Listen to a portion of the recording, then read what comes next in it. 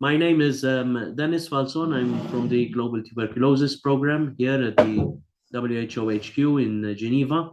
And I'm here in the room with my other colleagues. There's Avinash Kanchar here, Marek Lali, and Lukomia, who's helping us during this session.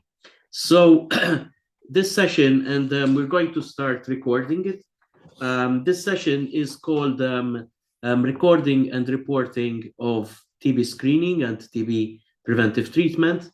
And during this session, we're going to share some experiences from the number of countries where they have been in the last few years using these different approaches towards the capture of data on for TB screening and TB preventive treatment.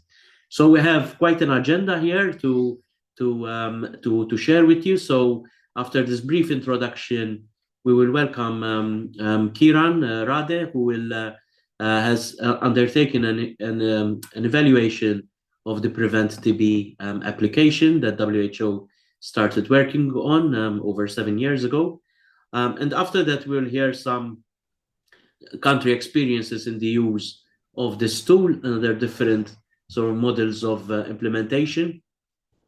And following that, we will have some time for people to ask questions, to react, and also then we will invite some of the technical partners or that are online to come in and to express themselves on their experiences.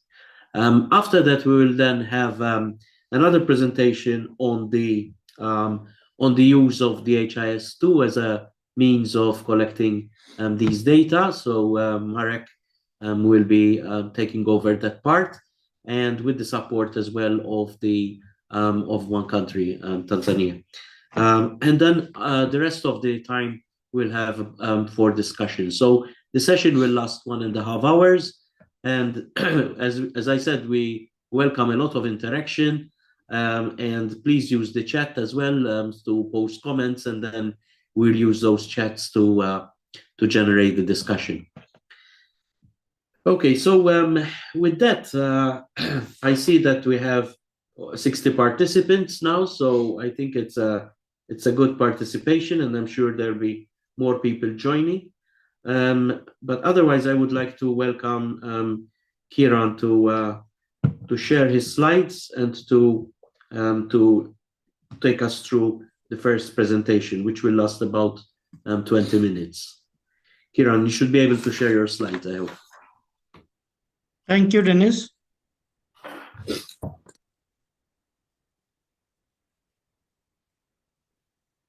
I hope my slides are visible. Yes. Thank you, Dennis and Avinash, and thank you all for joining. I'll be briefly presenting on the results of the evaluation of the implementation of PreventTB mobile application. The findings are mainly based on the online interactions with the various stakeholders during the interviews.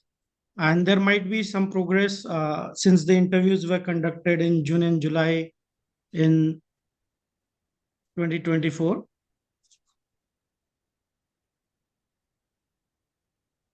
I'll be briefly covering about the objectives, methods, observations, the challenges, solutions, and the way forward.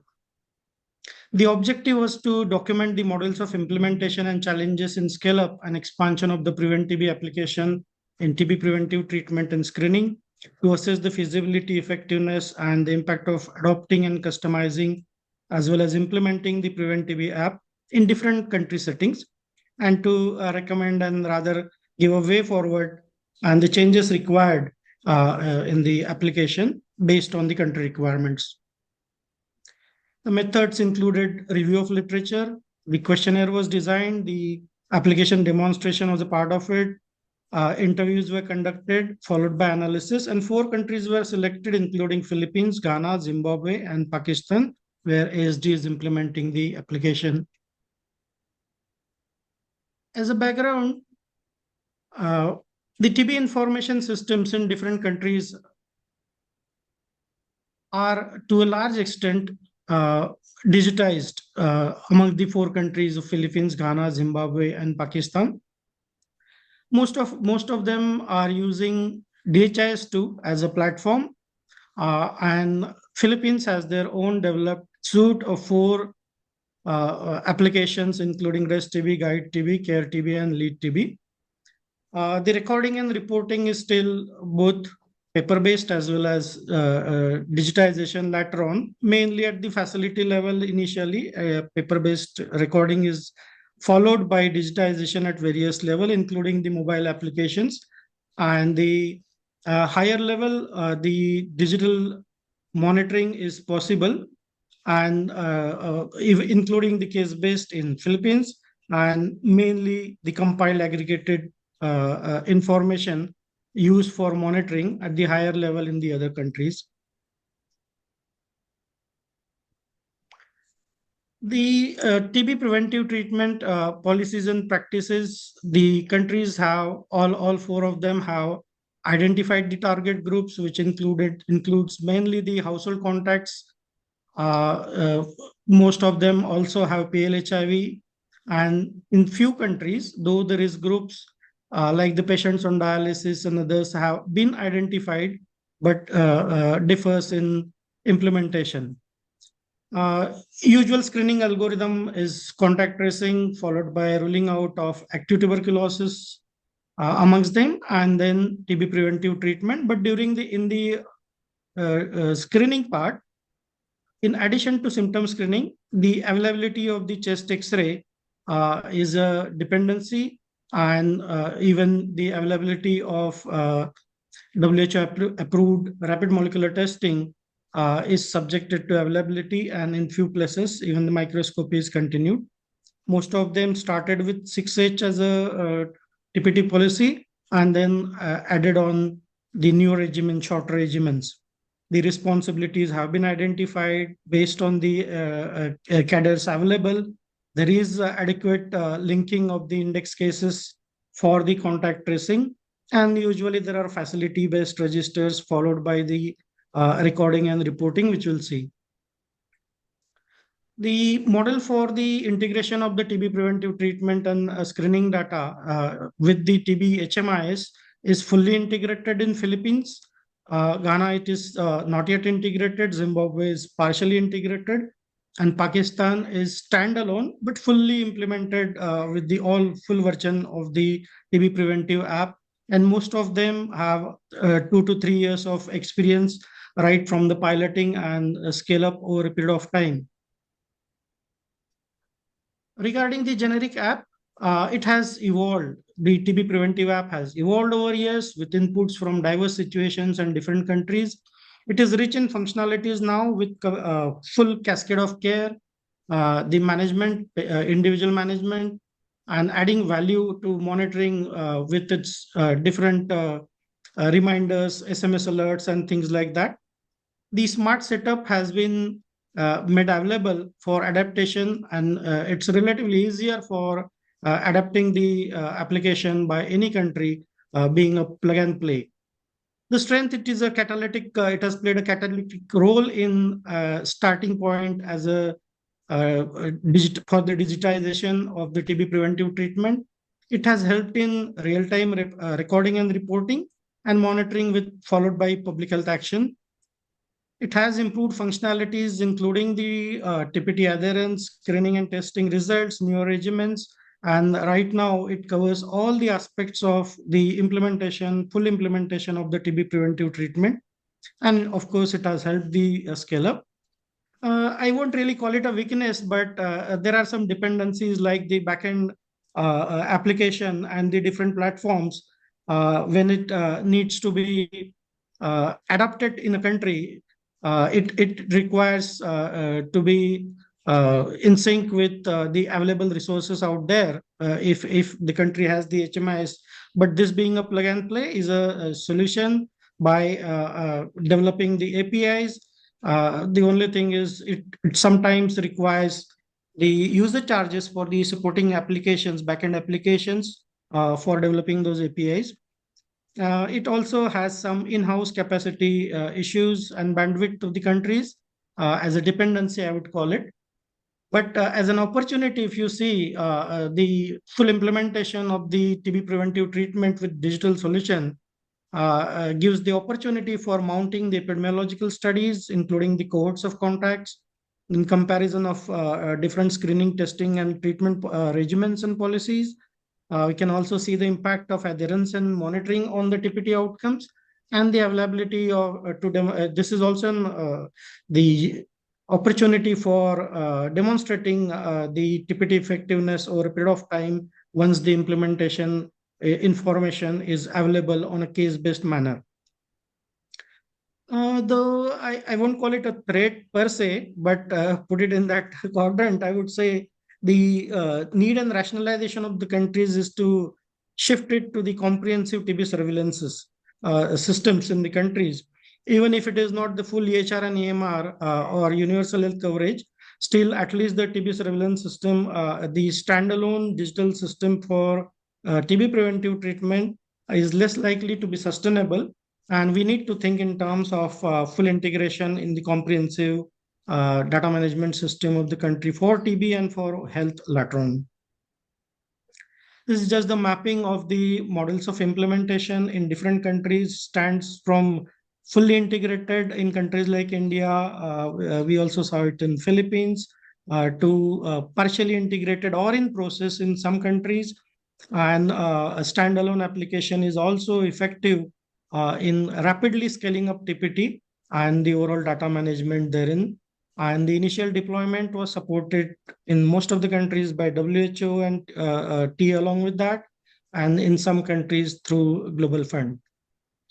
Regarding the current status of implementation, Philippines, I'm not going into the details, but the major highlights, they have the 4 suites and the Care TB app, which is a part of the TB preventive treatment application, which has been adapted to the country requirement with user creation and management done by the IT agency.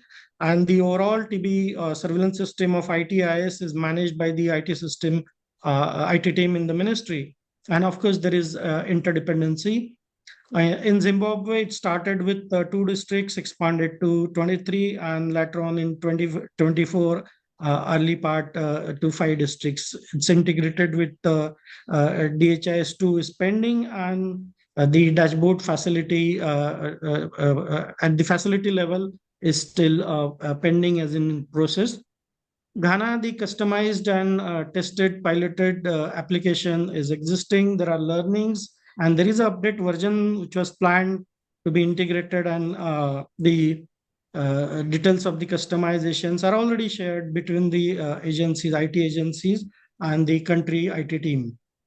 In Pakistan, it is a standalone application, started with 2 districts under Global Fund round, expanded to 15 districts, mainly in the private sector, and household contacts under the PPM projects, and now expanded to all districts, implemented by ASD under the as a Global Fund SR. It has really helped in closing all the gaps in the cascade of care, right from identification of the index case and the contact tracing till the outcome of the TPT, including the adherence monitoring. And it has really helped the real-time monitoring, and you can see it as an outcome in terms of 94% of the TPT completion rate, which is really appreciable. Key challenges, generic, yes, customization requires the initial impetus, and the decision to adopt and deploy requires funding and the technical assistance, which we saw have been provided by WHO country offices as well as Global Fund. Then pilot testing is a important step wherein a considerable time is needed for understanding the requirements, because there are diverse working conditions in the field. Collecting the feedback from the end users is not a simple task and an ongoing one, but very important during the pilot phase. And then based on the feedback, we need to update the software application, including the change summary requirement, then developing the update version, which needs to be tested again. All this requires time and coordination between the multiple levels within the health systems and the NTP. And then the deployment decision as to where to deploy the application and The access to the IT agency for certain requirements, the administrative access is important, wherein it can be dependent on the either side of the IT agency, and sometimes there are multiple departments involved in that decision making. Specific challenges to the countries. The CareTB app has relatively lower utilization than expected because it was project based in pilot modes where the application was deployed. And then integration with ITIS has some interdependencies. In Zimbabwe, the logins for all districts is needed, and shifting it from the pilot districts to the whole country. The standalone digital application is helpful, but the country needs an integrated approach, and the stakeholder understanding of difficulties in integration and interoperability is a constraint in terms of moving forward. The end users which we interacted also felt that the feedback mechanisms exist, but it needs to be more standardized and structured. In Ghana, the in-house in-house capacity of the PPME division is a constraint.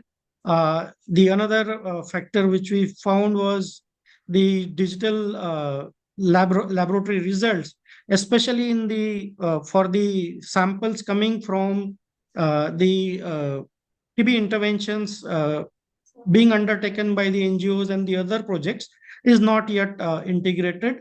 The DOT component is not yet included in Ghana. In Pakistan, there is no issue per se because most of it was solved in the early stages of implementation. Though there are some data entry issues and transcription errors, but that is taken care by regular data quality checks, by validation with the register.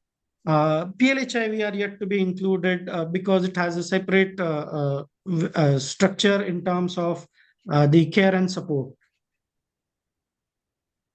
The challenges in the scale up and expansion, because that's what is intended after the initial customization and deployment after pilot testing, it requires resources, both in financial and in terms of the equipments like tablets, then suboptimal or the available capacity in terms of the manpower and monitoring and support for multiple digital solutions, because there are several applications which are running in most of the countries.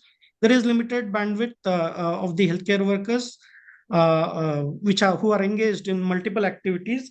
Then it also needs handholding support to the end users, which is a major challenge when we scale up and expand. Then multiple logins and passwords, especially when you have different applications, even for tuberculosis, then if we have different logins and passwords, that issue needs to be addressed. Country-specific challenges in the scale-up and expansion includes, for example, in Philippines, there is one-way information flow from CareTB to ITIS. And in these projects where the CareTB app is deployed, the information goes into the main kernel of ITIS, but there is no reverse flow and the availability of update information from ITIS to CareTB. That's what was observed. The users also felt that it needs simplification for navigation and for effective usage. And the staff continues in the project mode for the Excel-based backup, maybe due to different reasons of the project requirements, but that is an additional work that they feel. In Zimbabwe, there are a large number of tablets are needed for the real scale-up. Because they found in the initial stages that there are incompatibility issues of certain devices which needs to be addressed. Ghana also reported the similar thing for more than 2,000 dot centers requiring tablet for data entry. Only 700 are available. Pakistan, the help desk issue was managed by the ASD staff, and the data entry errors, download issues, upload issues, all were backed up by the ASD staff. The internet connection issues, of course, this is always there.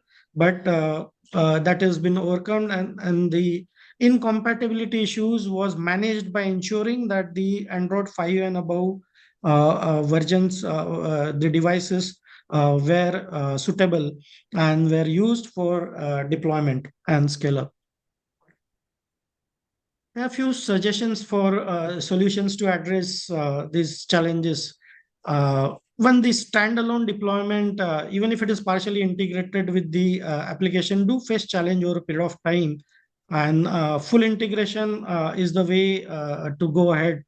There are specific advantages of the integration, because then linking with the care and support and a comprehensive view for the overall management is feasible.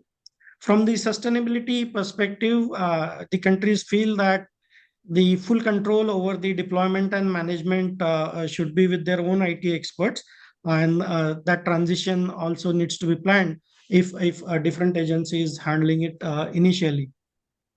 For scaling up the PreventTB app, the best possible solution is to have a concrete plan, and that actually helps rather than starting it as one isolated initiative. At least during the scaling up phase, after the pilot is over, the end user feedback is addressed, and adequate handholding is provided, the troubleshooting is available, and the hassle-free help desk is available. Then 4 more minutes, Kiran. yeah, 4 more sure. minutes. Right. So that will be helpful in scaling up, and of course the training and capacity building, as well as value addition in terms of the client support, SMS alerts will be helpful, and real-time monitoring with dashboards is helpful, and it needs to be integrated for the change management during the deployment.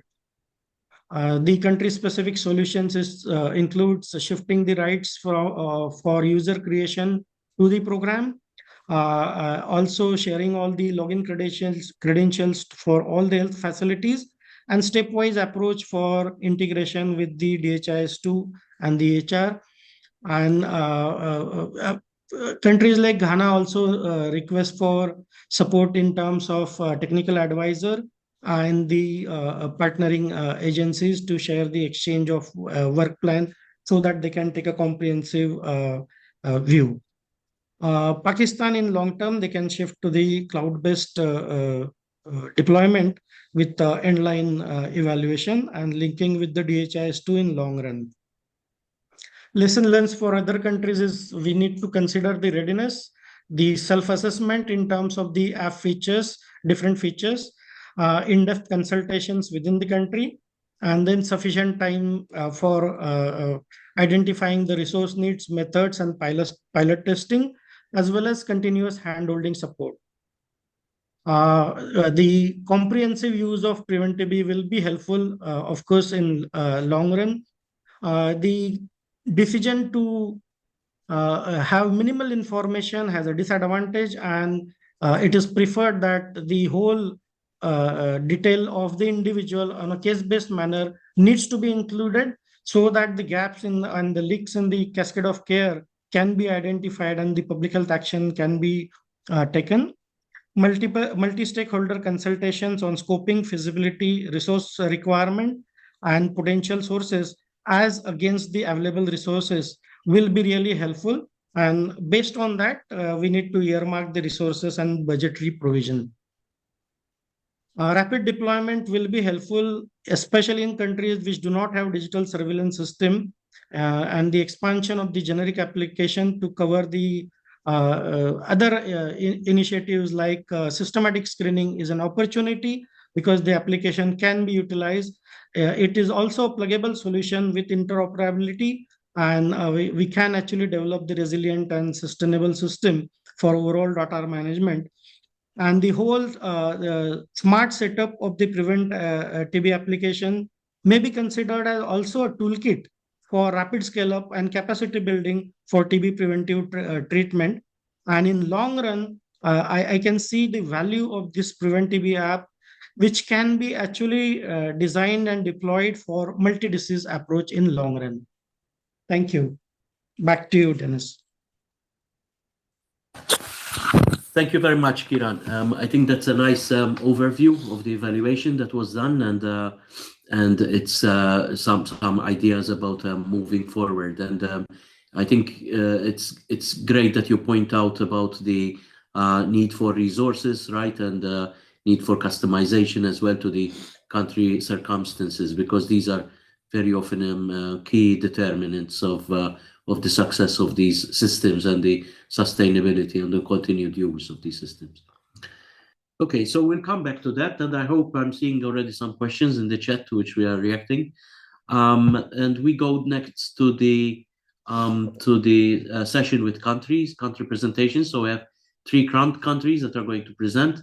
So we have Ghana, we have India, and then we have Zimbabwe.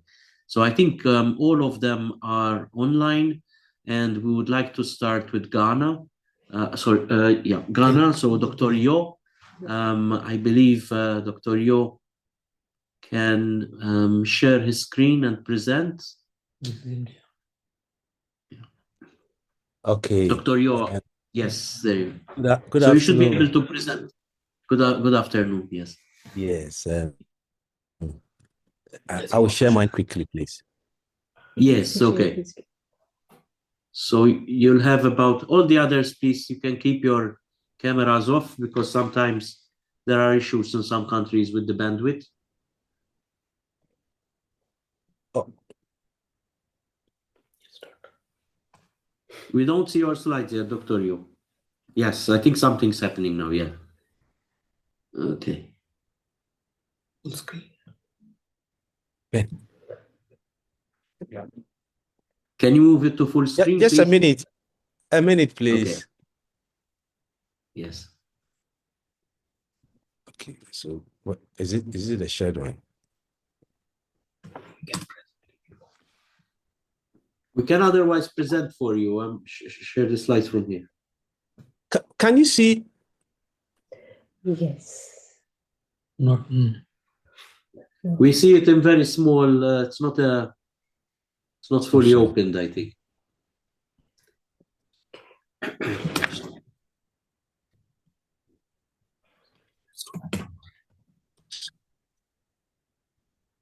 Yes. Yes. We see it now. Thank you so I think much. There's Dr. Carlos Erazo, maybe. Yeah. Okay. So good afternoon from Ghana. And so Dr. Yao Adusipoku, I'm also a public health consultant, and I'm pleased and a program manager for the NTP. I'm happy to share the experiences and perspectives in the implementation of the Preventive application. And I just want to say for a background that this has been integrated now into the e-tracker.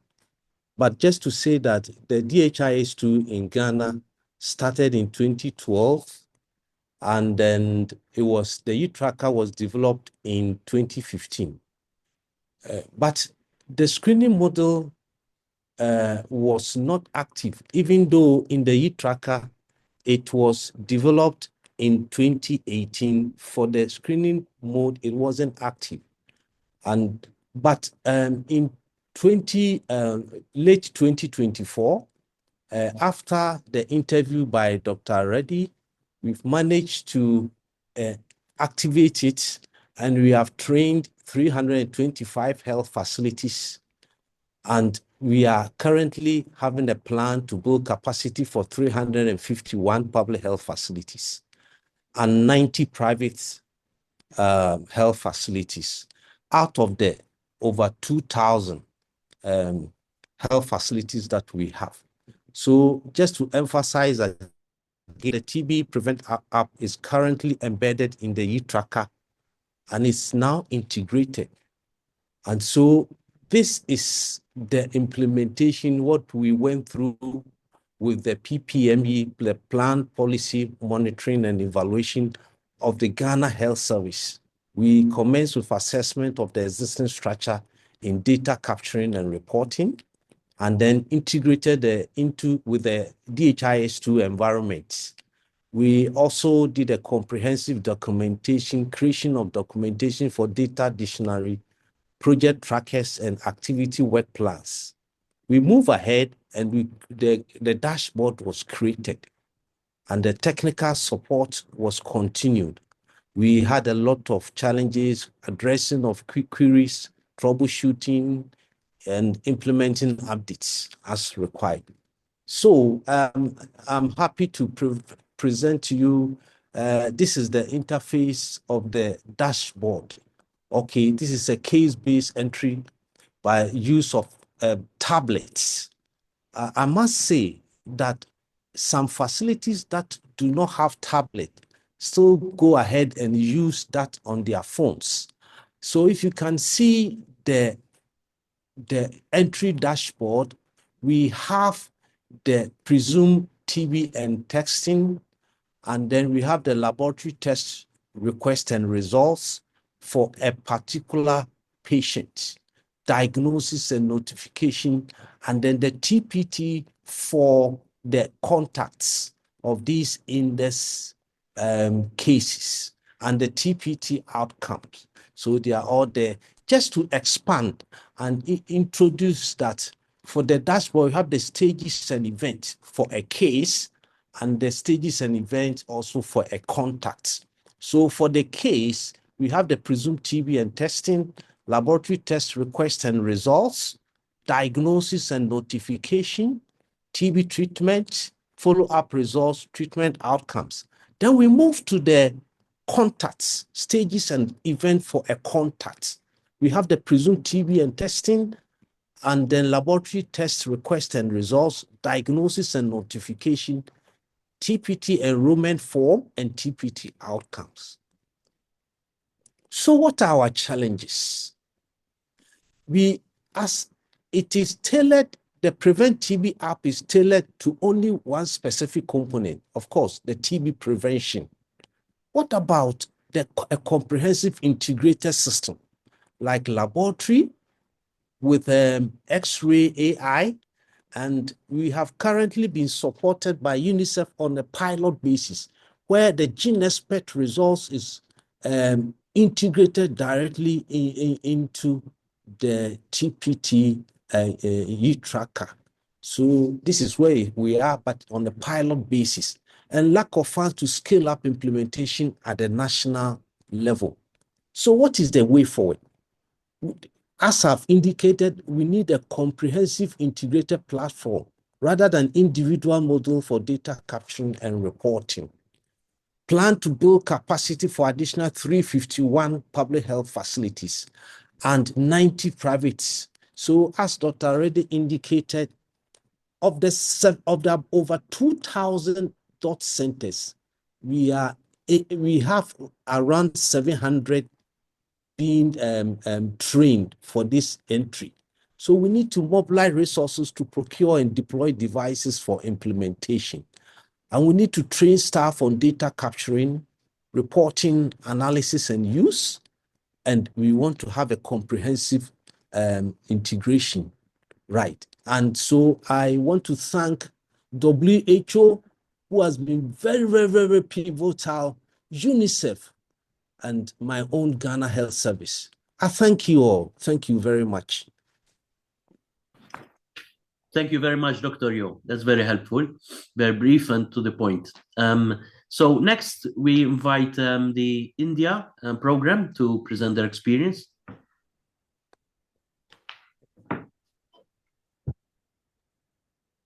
So good evening from India. I hope we are audible. Ashish can confirm.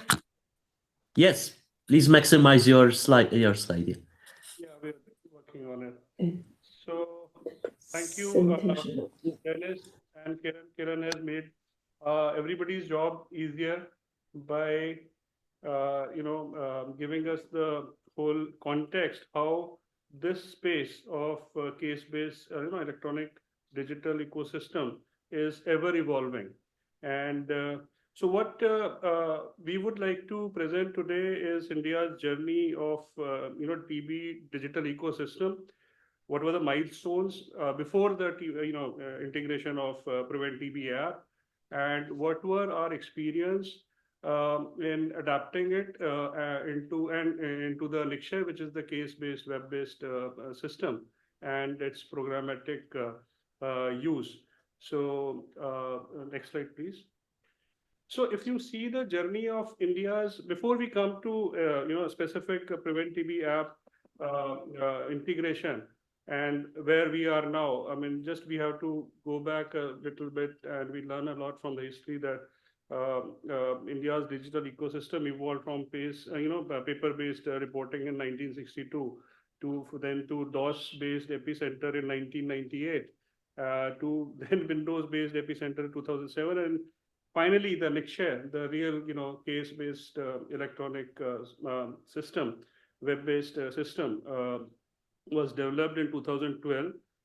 Which was a digital web portal and which was based on various applications, like if you see 99 dots, which talked about for adherence, and then e-Nikshay, then universal Nikshay for TB care and other digital learning. So as we discussed earlier in the day, that it's ever evolving, and further finally in 2018. We came up with Nikshay 2.0, where all the earlier learnings were included, and still it is further evolving. So next slide. So now specifically, if we talk about the milestones of TPT and scaling of digital ecosystem, see, a lot of things were happening around 2018. Like India was getting highest level commitment from the highest political commitment. We were inching towards reducing the gap of missing millions, and were looking of adding the policy of increasing the TPT coverage. So as a policy of TPT, which was earlier limited in 2018 for PLHIV and household contact who were less than 5 years old. And Nikshay had aggregated, aggregate contact tracing modules for recording, reporting at that particular time. In year 2019, work plans for PreventTB.app introduction and pilot, which was run in the state of Chhattisgarh, was initiated. And parallelly, the policy guidance for TPT extension was also being discussed with a collective wisdom of the national technical expert groups were talking about it and how to adapt it as per the country's local context. And at the same time, customization of PreventTB India app was done in early January to November 2020, and this was followed by its pilot testing in Kerala. And parallelly, the Ministry of Health and Family Welfare approved and issued the policy directives on expansion of TPT to target population more than 5 years of age. While the national guidelines for programmatic management of TB preventive treatment was being released in August 2021, PreventTB app was introduced under program and national training and cascading was being done. So when WHO came up with this PreventTB app and how we adopted it is for you to see in this particular slide how the journey was.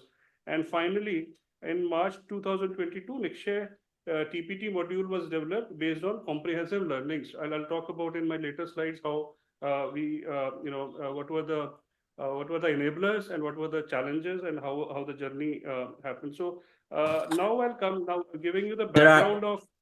Sorry, you have another 2 minutes or so to give time to the other presenters, please. Thank you. Please have to give some more time, please. Okay. 4 minutes. Okay. Because we'll take time from other people. Okay, next slide. Okay, so I'll straightway come to introduction of PreventTB app in India in 2019. And as the background which I gave in the previous slides, let's come back to introduction of PreventTB app in 2019 again, which was first introduced in Chhattisgarh. What it did then was enable the monitoring and cascade of TB prevention with facilities for mobile offline entries. And it was the app that was hosted on Nikshay and had some login credential as for Nikshay same login credential for both the apps for more convenience. Next slide. So now this next slide, please. Yeah. So this is an important slide for for the members who joined today for this webinar that introduction of PreventTB app gave us some learnings. I mean, I have just summarized them. The transition to digital first and paper second approach for tuberculosis preventive treatment was successfully implemented because of the developments which I mentioned earlier, and which was facilitated by user-friendly prevention TB prevention app. And this shift led to a better understanding of TPT recording and reporting workflows, which was actually instrumental in creating a swim lane diagram for development of Nikshay TPT module, and the life cycle approach was approached. And what learnings it also, when the team was working on it, the team could estimate the cloud space requirement, the hardwares, and other requirements, necessary approvals, and so the whole process was made us wiser, and we could get the required hardware, and a lot of insight was there because of the whole experience. And in addition, though these were the enablers to report in the dashboard, that Nikshay TPT reports in the dashboard, there was some challenges, like that module at that time did not have digital adherence monitoring facilities, adverse drug reaction reporting, as well as the lack of drug dispensable module at that time. System was also limited to Android mobile devices, which posed additional constraints. Kiran also talked about different challenges and different making APIs and all those issues. Hierarchy mapping and patient transfer issues in a huge country like India again caused some challenges. And migrating data from PreventTB app to Nikshay proved initially to be a challenge, but we overcome that. Next slide, please. So this is just a snapshot of how Nikshay TPT module transition happened. Basically, the Nikshay TPT module have transitioned from earlier versions of aggregated data records in 2018 to customized use of WHO's Preventive TB app for having digital records of TPT, to the current version having a life cycle approach, wherein the digital records of all eligible individuals were integrated and are integrated with patient workflow of the entire spectrum of TB, from episodes of infection to drug susceptible and to drug resistant, as applicable over lifetime of the individual. So this whole initiative, this whole exercise have enabled to get the lifetime approach to the case-based surveillance for TB in India. Next slide. So broadly, if you see, when we have embedded the TPT this module into Nikshay, it broadly has three, basically as of date and ever evolving, three main components. That is TPT dashboards, contact tracing, which have aggregated numbers, and contact and risk group for first line for line list of TPT beneficiaries.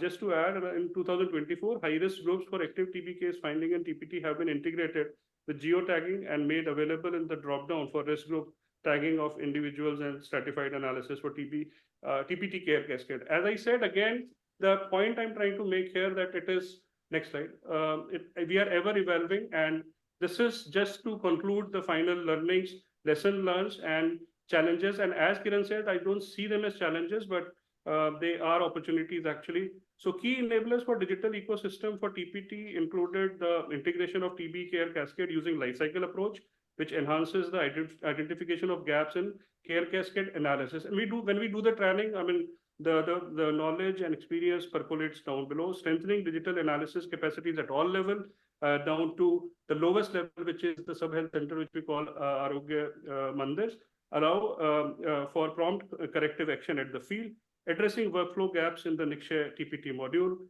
increasing visibility into TPT care cascade and related activities. And at the same time, digital ecosystem for TPT faces some I would say, not bottlenecks, I would say challenges, and we can turn them into opportunities. I mean, yes, the fact that variation internet connectivity is there, but as the IT revolution is happening in India, that is taken care of.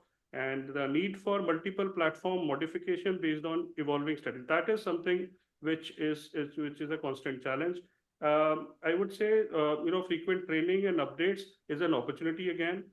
and regular data entry validation from all service delivery points should be, again, implementation issues are there, but then this is again an opportunity to improve the system. Consistent recording, reporting, monitoring, and supervision are presently, really essential. And again, these are opportunities of increasing the capacity at the lowest level and getting them understand all the finer points of it. In nutshell, India's implementation experience of PreventTB app adaptation in Nikshay and its programmatic use. The topic was huge, and the time allotted was, implementation experience can take 1 hour. Preventation, adaptation to Nikshay can take 1 hour. And how did we use it in programmatic? But thank you for giving us this opportunity of sharing our experience. Thank you very much. Thanks very much, Dr. Nisham. This is really rich, and as you say, because of the size of the country, it's worth looking at it. I realize there is a lot of information here, but we will be sharing the slide recordings of today so that people can rerun them and listen to them in a bit more detail. And I think there was a question for you, but Avinash has answered it for Dr. Benedita. Okay, so with that, the next and the last slide presentation in this series is from Zimbabwe. We're going to present a slide set which has a recording on it from Dr. Manners in Cuba. Hello, Dr. Manners. I hope you can hear. I'm with Ministry of Health, National TB Control Program in Zimbabwe. I'm going to make a short presentation on the PreventTB app, the Zimbabwe experience. So this is the outline of the presentation. We'll give some background to M&E issues, and then enablers and bottlenecks, decision following the pilot implementation of the PreventTB app, as well as lessons learned. So as a background, the national HMIS for the NTP is hosted in the DHIS2. Records at facility level are basically paper-based, and then these are uploaded onto the digital platform, that is the DHIS2 at district level. So at provincial and national level, we only view digital records in the DHIS2 platform. And then the status of monitoring and evaluation for TB screening and TPT as it stands currently. We have contact tracing forms that are used to line list and record contact tracing processes. And then the TB Health Facility Register, which systematically captures those who are diagnosed of TB enrolled into care, also captures the number of contacts identified, those who are screened, those who are eligible for TPT, as well as the number initiated on TPT. So this is routinely captured. And then we also have a TPT register, which has more information around enrollment into TPT and the processes, as well as the outcome of TPT. And then we have the monthly return forms that capture monthly enrollment into TPT, as well as outcomes of clients that were enrolled 12 months in the past, 12 months prior. So this would also capture information around contacts identified, screened, and eligible for TPT, and so on, for the respective month. And then in terms of enablers and bottlenecks, in terms of adaptation of the application to country context, discussion started in 2021, and then in July of 2022, the PreventTB app was customized in Zimbabwe by Jure Technologies with support from WHO.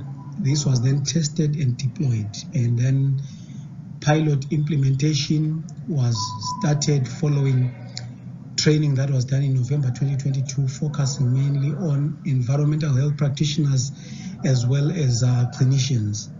So 3 districts were involved in this training and involved in the pilot phase of the implementation of the PreventTB app. So this was through support from a project going by the name abbreviated KNTB, which was basically a consortium of 4 partners, where USAID supported, funded a 5-year project, and which was then the support that was granted to the three districts in terms of then piloting the application. Over and beyond this work that was being done in the field, there were 28 further districts that got some sensitization, capacity building around the application.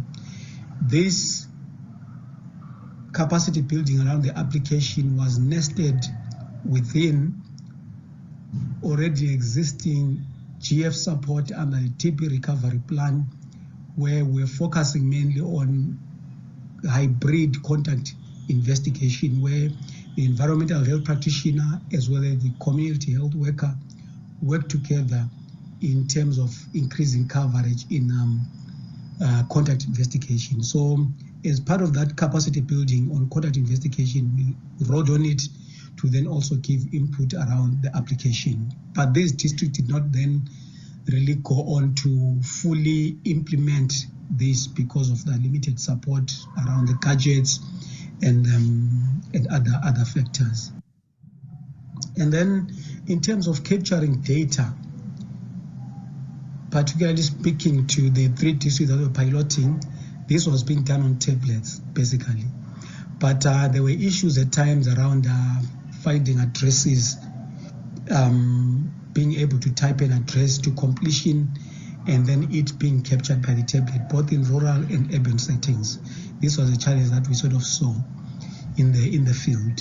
And then in terms of transmission of captured data, because this could work offline and then uploading is done when one is online, we were able to do this and there were no challenges really with this, which is a good thing because network is not readily available all the time, particularly in the rural settings.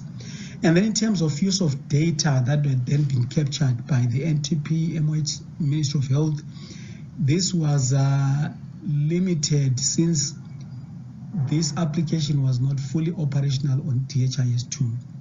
So basically it's three districts that were uploading the data during the tenure of the support, which included data support. But there was no really comprehensive support in terms of follow-up, mentorship support, and so on for these districts. So the support that was given was mainly through what was already available in terms of other interventions in the field. And then as part of that, one would then try to also give some support around the application. And then the decision following the pilot implementation, the drive was to then formally review performance and then make considerations for expansion. So sad to say at present, there is very minimal use even at the pilot sites because of now the support that then came to an end. There were also challenges around creating linkage between the application and DHIS2, and discussions still really went on for quite a while, and this never got to really happen. But otherwise, there are partners that were willing to support the utilization of the application, especially looking at contracts. So we have learned lessons that health informatics needs to be involved throughout the processes, and then we need to resource map for all that is needed for the application to work fully, and then also define roles to be played by a particular tool needs to be clear to all that are involved so that we have the needed support from all stakeholders. Thank you. Okay, so thanks, Dr. Nkube there. I hope he's still online. If there are any questions, I believe there's already one question to him. He can help answer in the chat. Right, so so that brings us to the end of this first session, and we wanted to have a bit of a discussion now with some of the people who are online. Maybe we can ask Global Fund to step in. I believe Celeste is online, so that she can give a few comments from her end about the how the Global Fund position. Yes, please. Hi. Good afternoon. Thank you very much for the invitation, and thank you very much for the presentation. It was very interesting. So I have been asked to say a few words regarding the Global Fund perspective on digital case-based recording and reporting of TB screening and TPT cascade of care. So basically, we are supporting the transition of countries to functional TB case-based digital system. It is a priority for the Global Fund. This is one of the GC7 TV program essentials, and it's going to continue in GC8. Those are the plans. This means that the countries describe where they are and what are their goals, and what are they going to do to improve it, regardless if it's being funded by the Global Fund or other actors. Yeah. So the Global Fund has continued to invest the resources in the last 2 cycles, and we are doing it via country grants and also in the past via strategic initiatives. And the idea was to facilitate the uptake of case-based surveillance and improvement of the uptake of case-based surveillance implementation across all the countries. The support has been through country grants and also through the development of global goods and services. We have worked closely with partners like WHO through the TPT strategic initiative, the TV strategic initiative for the rollout, for instance, of PreventTB.app, and also through the data strategic initiative. We have also collaborated for 6 years with the University of Oslo about the HIS2 and the creation of a prevention model for the HIS2. So we have been working on this. The key bottlenecks that we have seen in countries is, some of them have already been mentioned, which are basically there's issues with the hardware. Sometimes it's not enough. You don't have it in all the facilities that you should have. Also, the maintenance of the hardware, human resources that it's not trained throughout the country, connectivity gaps that are present that are not letting this be rolled out everywhere. Also, there's a heavily reliance on paper-based reporting tools system, and these systems sometimes are in parallel, so they are not, you have some facilities that are doing electronic, the other ones are doing paper-based. You have some facilities that have something that is based on electronics, and some are still paper-based, so it's more complicated. There's also sometimes suboptimal partner coordination and collaboration, and this has happened in some countries. Then the other issue that has been mentioned is that we still have some challenges about interoperability. We have apps as the PreventTB app that might not be fully integrated with the routine digital health management information system of the country. But yeah, we are supporting, we supported, as I said before, the development of the DHIS2 aggregated and case-based household contact models for prevention services in GC6. And we think that there's further strengthening of the collaboration between the TB and HIV programs is needed. Regarding what support is available for the countries, unfortunately, we do not have the strategic initiatives anymore, but the support still exists via the grants. So we have also GC8 coming soon, so there's the opportunity to put it directly into the funding request and have everything planned for GC8.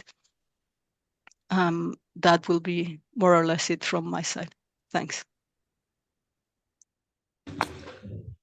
Thank you very much, Celeste. That's very helpful and very assuring. So we have more questions here coming in, and we have one, I think, also in the Q&A. And more about the question in the Q&A is about if there is any improvement in terms of timeliness or completeness in TPT recording and reporting after piloting or implementation, and what kind of country suitable to utilize this app. If the country already has TPT reporting app, is it necessary to use this?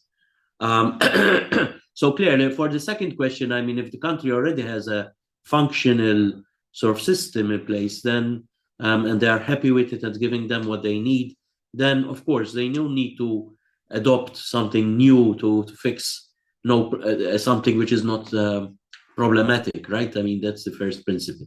So it will be good. But the time when we started implementing this app is at a time when there was nothing and people were not yet, there was a big demand for people to be able to capture this information. Now, I think we have seen these three models, right, of implementation, and we'll see a bit more now with DHIS2 and with Marek, where either the functions of the app were implemented within a DHIS2 tracker that was already being used in the country, right? And then we saw the example from India where a similar sort of approach, but introduced into the Nikshay, which was the platform that had been in development in India for about 12 years and more. And then we're seeing use of the app, right, as it is as a standalone in order to fill in a certain gap. So these are the three models. I don't know if Kiran may have some comments about the first question there that is in the sort of in the Q&A, which is about sort of what improvement in terms of timeliness or completeness of TPT recording reporting after piloting or implementation, whether he has some insights from the work that he did in order to inform this, or other people, of course. If not, we can leave that question to the end discussion. Okay. Yes, Kiran, did you have any comments at this point? So we did not measure it per se, but the perspective and the feedback is that yes, it is helpful for improving the timeliness. And especially I would like to mention about Pakistan. In general, feedback was that the application was very helpful for overall management as well as improving the data quality and the timeliness and the expansion. So the key lies in having the detailed information of the individual as against just few variables. For example, if we just say 4 variables of who the individual is and whether TB was ruled out and whether TPT was given, as against that, if the whole details of the individual are included in the application deployment, that is the place wherein there is a public health action which actually is helpful in both ensuring the complete coverage of the actions as well as the timely we can say retrieval. For example, if DOT component is also included, then the reminders acts very well, and that is the reflection in terms of TPT completion rate of 94%, which is really excellent, which is reflective of the system improvement and the overall management of TB preventive treatment. Thanks, Kiran. So I hand over now to my colleague, Marek, and who will be presenting. So we have 20 minutes inclusive of the presentation from Tanzania. So you can share your screen.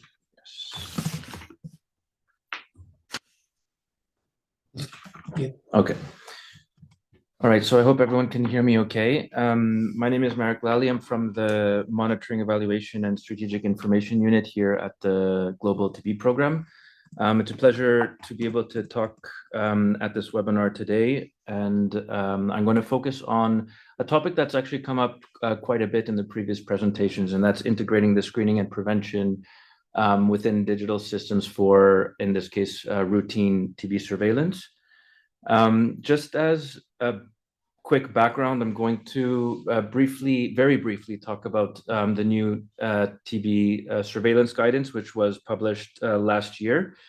And just to explain that compared to the 2013 recording and reporting framework, there's a lot more information in this surveillance guidance to guide countries in updating their systems.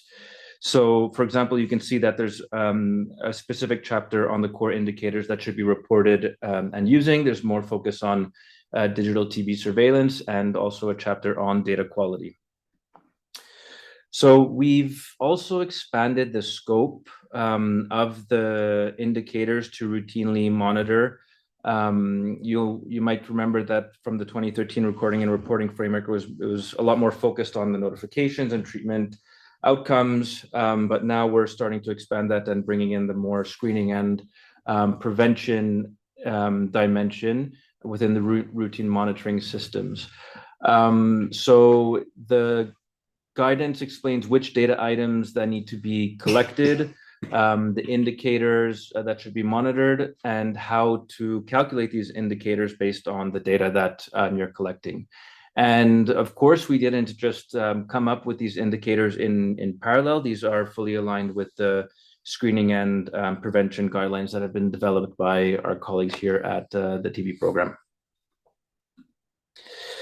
There's as part of the web annexes, we've also updated what we call the standards and benchmarks checklist for TB surveillance and vital registration systems. And this is a checklist that we use to both characterize the TB surveillance system in a country and then to assess its capacity in measuring TB burden in the country. So you see that there's two parts to this checklist. The first part is a framework to help characterize the TB surveillance system. And in this update, we brought in a more direct focus to on the entire pathway of prevention and care, so including the screening and prevention activities when we're characterizing the TB surveillance system.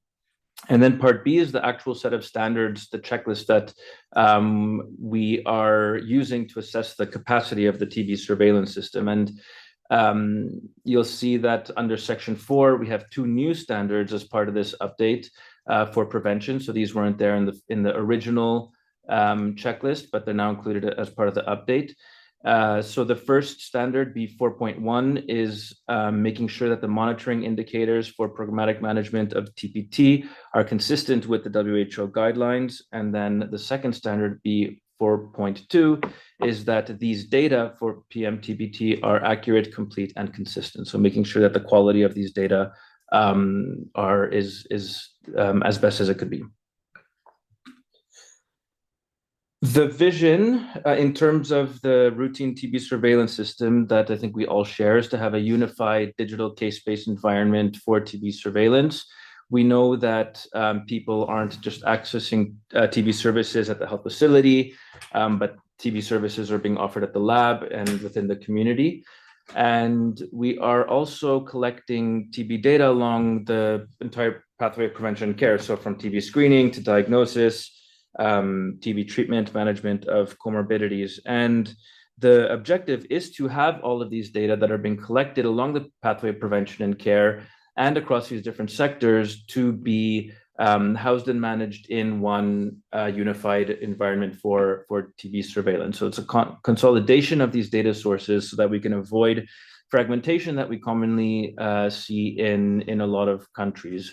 All the while promoting the integration of the TB surveillance system within the overall health information system plan, so the overall public health surveillance architecture. There are 2 key products that I'm going to talk about today and see how they relate to, and see how the screening and prevention is being included in them. The first one is what we call the digital adaptation kit for TB. So this, I have to say, I'm presenting on behalf of colleagues within the unit. You see that Gita, who I believe is online, has played a key role in putting this together. And this was also a collaboration with the Global Fund. So this is a software agnostic requirements package to help inform the development of a digital system in a country. So one that is aligned with the TB guidelines and associated monitoring and evaluation. So it's helped digitizing the global guidelines and the associated M&E within a country. So this is something that can be used for a country who is going from a paper-based to a digital system to help inform how to develop that system and align it with the global guidelines. It could be used for countries who already have a digital system in place, but it requires updating to align with the new guidelines, for example. So it has a few different use cases, good for starting from scratch and building a system, and for updating those that are existent. I'm not going to go through each of the 8 main sections, but I do want to highlight a few important ones, and that's around the business processes and workflows, the core data elements, the decision support logic, and the indicators and monitoring.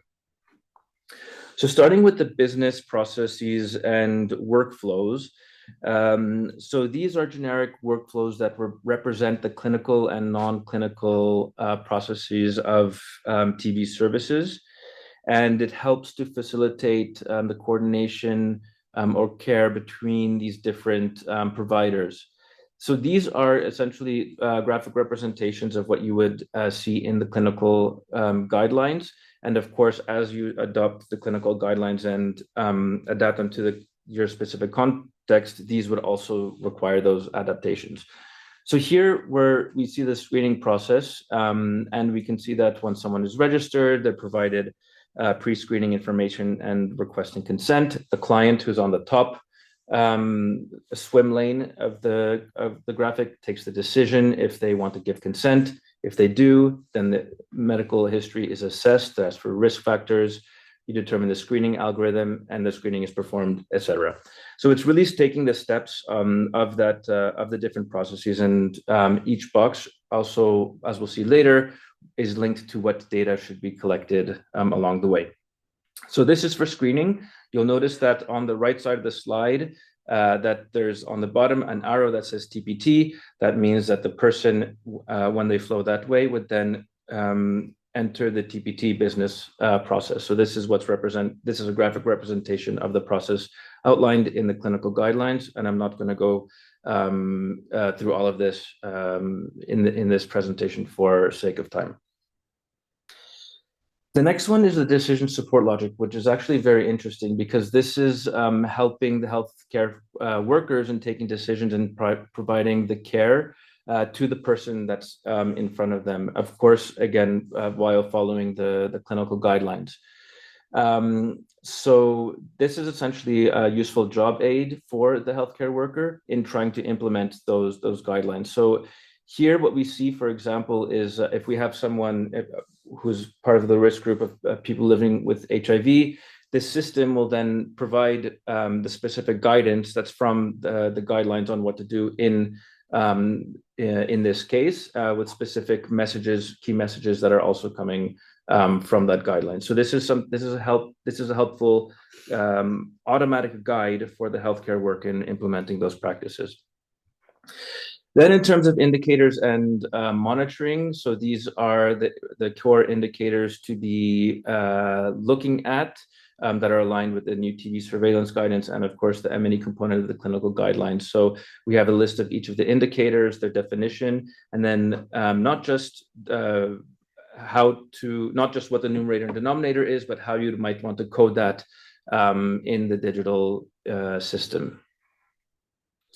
And then finally, of course, we need to know which core data items need to be collected in order to calculate the indicators and to inform that decision support logic that I mentioned. And the other very useful thing as part of the DAC is that these data elements are mapped to standard-based terminology, so ICD-10, 11, LOINC, and SNOMED. So this helps the interoperability between different systems in the country. Now I'm quickly going to talk about DHIS2. So this has been a long-term collaboration that we've had, an initiative with the University of Oslo, also with the Global Fund. So we've been working together in developing, as we heard a bit earlier, an aggregate and a case-based package for TB surveillance that are aligned to the global standards of recording and reporting of TB data. So this is available as a desktop or as an Android app. So the difference between an aggregate system and a case-based system, I think, is quite obvious to all of us here. It depends on the type of data that's being entered into the system and being stored by the system. So for the aggregate system, the HMIS, of course, these are aggregate numbers that you've manually aggregated or counted from your paper registers in the health facility and then entering it into the platform. So this is essentially a digitization of the quarterly report forms. And then for the case-based system, we're entering very specific data on each of the individuals that we're encountering. And this is essentially setting up a digital registers rather than having the paper registers in the health facility. So those who have been using DHIS2 TB Tracker, the WHO package, might be familiar with the blue lane that I have on top of the slide. So this is the original tracker that, these are the stages of the original tracker that we published. It started with the registration of the TB case. We then entered the laboratory results of that TB case, specified the regimen, and then their outcomes. But we've recently updated this to expand its scope a bit and along the pathway of prevention and care and bring in more data on the individuals. So we now start with the registration of presumptive TB case. In the laboratory stage, we're specifying the testing as well as the results. Then we move on to the diagnosis. And if this is a person with TB, then the notification. And then we move on to treatment regimen and outcome. So I think we agree that this has a logical flow in the pathway of care for TB. I'm not going to go into this in a lot of detail, but this is just to show you how the system as it's designed is expected to be used both at the level of the health facility and the lab, and how data is actually being shared between these two sectors. So in the health facility, the user will have full access to the record, to all of the stages in Tracker, while the lab will have only access to the lab stage where they can enter the results, the testing and the results from what's been done at the lab. And now moving on to the household contact tracing and TB prevention module. So this is technically a separate module that links with the case-based surveillance module. So we can think of it as a kind of expansion pack. And the reason why I mentioned the update to the trackers, because you need to have the newer version of the WHO package where we can register the presumptive TB cases and have the lab testing in order for this to fit well together. So this is a graphic of the unified environment of DHIS2, where we have both of the modules installed. And what we see in green is the TB case-based surveillance module, and in orange is the TB screening and prevention module. And we can see how these two systems are interacting in a simplified way. So we start with a new episode of bacteriologically confirmed pulmonary TB. This person is notified, and then we then register the contacts of this individual in the TB screening and prevention module. We move on to the screening and testing stage. We collect data on HIV status, symptoms, tools that we're using for screening, and then for lab testing, which then links back into the TB case-based surveillance module at the registration of presumptive TB stage and the lab testing and results stage. Meanwhile, in the prevention module, we have the TPT eligibility, eventual start date, which regimen is used, and expected end date, and finally the TPT outcome. So even though they're two separate modules, they work seamlessly together. That's how it's designed. And there are a set of indicators for the analytics that are aligned with the screening and PMTPT guidelines and the TB surveillance guidance. These are then visualized on a standard set of dashboards. And of course, there's additional functionality for other analyses that you can be carried out. There's also a set of line lists that are pre-set up. So there's the list of contacts yet to be screened, the eligible contacts yet to start TPT, and then the TPT clients where there's no outcome reported when one is due. So this is also helping the health facility workers keep track of what needs to be done. And here's a vision for the potential interoperability for a consolidated environment. So we see that in green, we have the DHIS2 routine surveillance with contact tracing and prevention module. These are the stages that we looked at before. We have the PreventTB.app, which we're talking about in this webinar, and how it can link at the registration of the presumptive TB case stage and at the laboratory stage. Since they're both DHIS2 based, then this interoperability should be quote unquote easy to do. And then on the lab side, there's opportunities for lab information systems to also link with the DHIS2 and digital diagnostics such as GeneXpert, so that these data can be Tanzania to present because we have 5 more minutes. Okay, so that the sharing can be done easily. I'm going to skip the evaluation of the DHIS2, but I do invite you to then read Web Annex F as part of the TB surveillance guidance. So we did a similar evaluation that Kieran presented earlier. And we have some planned next steps that I can answer if there's any questions that come up related to them. Thank you. Okay, thanks very much, Marek. And I think there are a couple of questions actually on the HIS2 just came in now. Yeah, I let you answer them online. And with that, maybe I would like to invite Robert, right, from Tanzania, to share his slides. Robert. Yes, Robert, I think you unmute yourself. Yes. You should be able to share your slides. Hi, yes. So Robert, we have about maybe 5-6 minutes, okay, for you, so that we'll leave a few minutes at the end in case of questions. Oh, let me try to summarize. You want to share slides?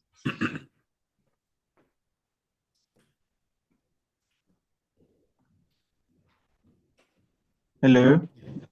Yes. Good evening from Robert Bama from Tanzania.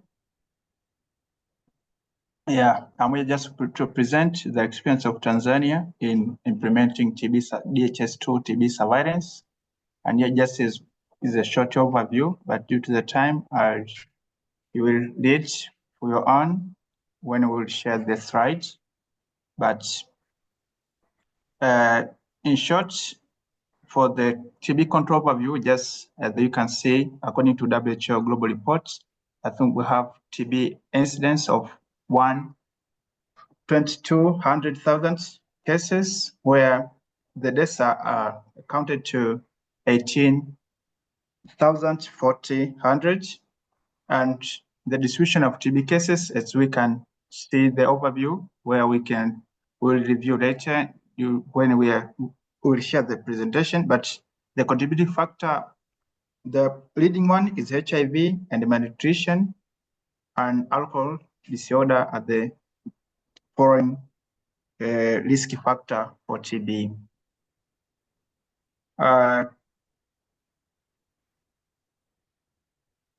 Our TB surveillance, there is data flow, like you can see. We are starting from the lowest level, from the community level to the national level, where at the community level, we are using both paper-based and a test-based system, where now we have piloted and started to implement digital tool, which is we are calling it ETL community app for registration of all client screened at community level. At first facility, also they can use community and DHIS2 ETL and some paper tools. And at this level is both electronic, no paper tool at this level to the national level. At each level, there are human resource or person responsible for each role for data entry and ensuring that the data of good quality for decision making. And this is the core presentation for DHIS2 TB surveillance in Tanzania for TB. As you can see, as I said in data flow, the primary source for our TB data are paper-based from this we call TB tool from TB01. We've coded it from TB01 to TB25, where after recording into a paper tool, we are transferring this information to electronic or digital form, where we've developed this form in DHIS2 platform, where we customize to include TB and the Leplos and the TB Preventive app, where all cases are being registered as a case-based. For part of presumptive and screening, yes, we are trying to customize. We have customized TPT module to include screening for conduct, but for other clients, we are using community app for screening data. As you can see, we have, as I told, that we have ETL community app for screening data registration. All these are linked to DHIS2 ETL.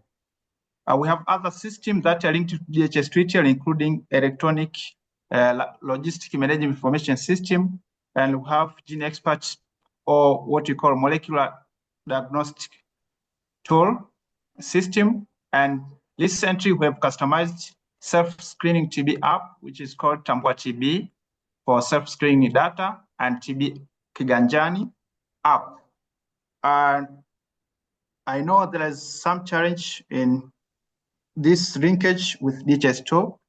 We have primary source also in primary health like health facility, dispenser, and hospitals where there is some MRs.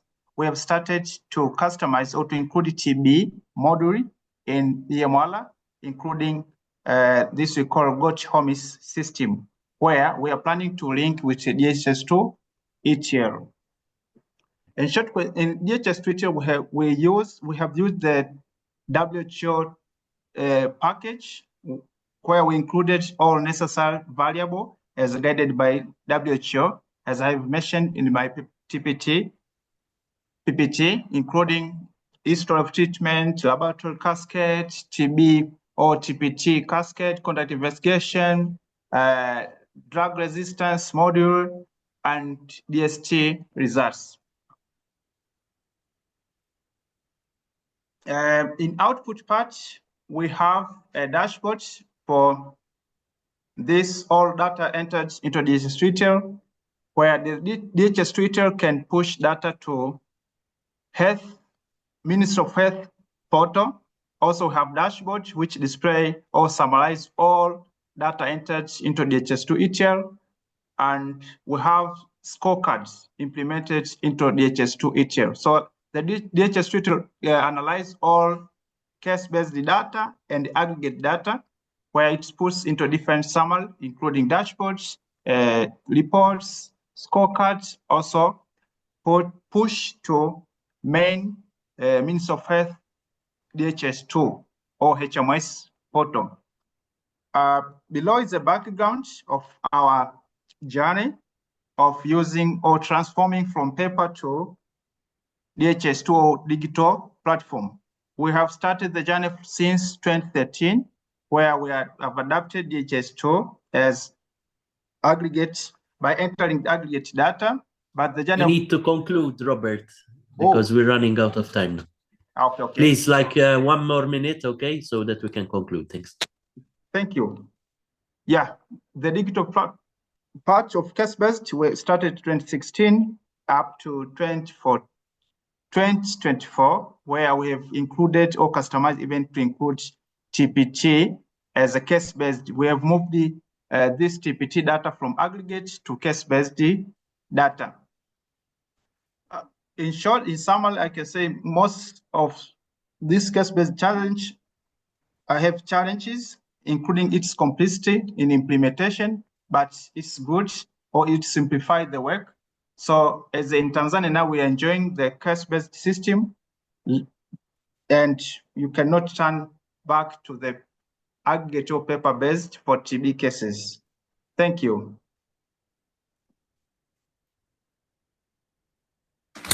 Okay, thank you very much, Robert. So I think that is a great presentation as well. You're doing a lot of work there, and congratulations, and keep it up. So with that, we come to the end of this webinar. I'm really excited by how much interest there was on the subject. It's clearly that 1.5 hours were not enough. We will have a presentation of, a recording of these presentations, and we will send it to the people who registered for the Zoom, and I believe that we will be able to have this also available for other people who ask, and maybe put it on some websites as well, so that people can listen into these experiences. And with that, I would like to thank everyone who joined today, and especially our presenters. So there are quite a many, and I look forward to that we'll meet again and we'll discuss again on these subjects and others. Thanks to everyone from here. Over. Thank you. Thank you. Thank you. Thank you so much. Thank you for inviting me. Thank you. Thank you. Thank you. Thank you.